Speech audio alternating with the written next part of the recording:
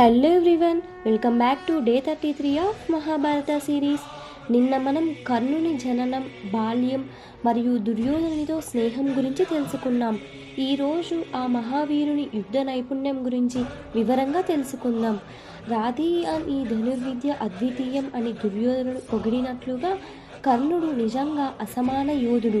సూర్యదేవుని వరప్రసాదంగా జన్మించిన కర్ణుడు జన్మతః వజ్ర కవచ కుండలాలతో వచ్చాడు. చిన్నప్పటి నుండి ఆయుధ విద్యలపై అసాధారణ ప్రతిభను కనబరిచాడు. మహర్షి పరశురాముని వద్ద గురుకులవాసం చేస్తూ అనేక దివ్యాస్త్రాలను సాధించాడు. ఒకరోజు విరాట నగరంలో ఇదిగో నా శక్తి అంటూ కర్ణుడు ఒంటరిగా పాండవ సేనను ఎదుర్కొన్నాడు. అతని బాణ ప్రయోగాలు సూర్యకిరణాల వలె ప్రకాశవంతంగా శత్రు సైన్యాన్ని కలవరపరిచాయి. కురుక్షేత్ర యుద్ధంలో నేను దుర్యోధనుని సేనాధిపతిని, నా ప్రాణాలున్నంత వరకు పాండవులను ఎదుర్కొంటాను అని ప్రతిజ్ఞ చేసిన కర్ణుడు తన మాటలకు కట్టుబడి నిలిచాడు.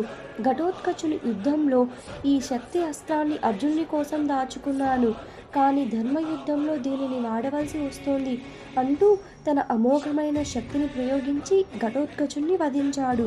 యుద్ధ సమయంలో కూడా అడిగిన వారికి లేదు అనలేదు అంటూ శత్రువులకు సైతం సహాయం చేసేవాడు. యుద్ధం ధర్మబద్ధంగా జరగాలి అనేవాడు కర్ణుడు. శరణు కోరిన వారిని రక్షించేవాడు, అసహాయులపై బాణాలు ప్రయోగించేవాడు కాదు. కర్ణుని వీరత్వం కేవలం అతని యుద్ధ నైపుణ్యంలో మాత్రమే కాదు, అతని ధర్మనిష్టలో మరియు దానగుణంలో కూడా కనిపిస్తుంది. అతని జీవితం మనకు నేర్పిన ముఖ్యమైన పాఠాలు ఏంటి అంటే, శక్తి ఉన్న వినయంగా ఉండటం మరియు ధర్మబద్ధంగా పోరాడటం. కర్ణుడు కేవలం ఒక మహాయోధుడు మాత్రమే కాదు, సమగ్ర వ్యక్తిత్వానికి ప్రతీక. అతని జీవితం నేటి తరానికి ఆదర్శప్రాయం. వీరుడైన కర్ణుడి వలె పోరాడండి, కానీ అతని వలె విధి వైపరీత్యాలకు గురి కాకండి అని పెద్దలు చెప్పినట్లుగా కర్ణుని జీవితం మనకు అనేక పాఠాలను నేర్పిస్తుంది. Thank you each and everyone.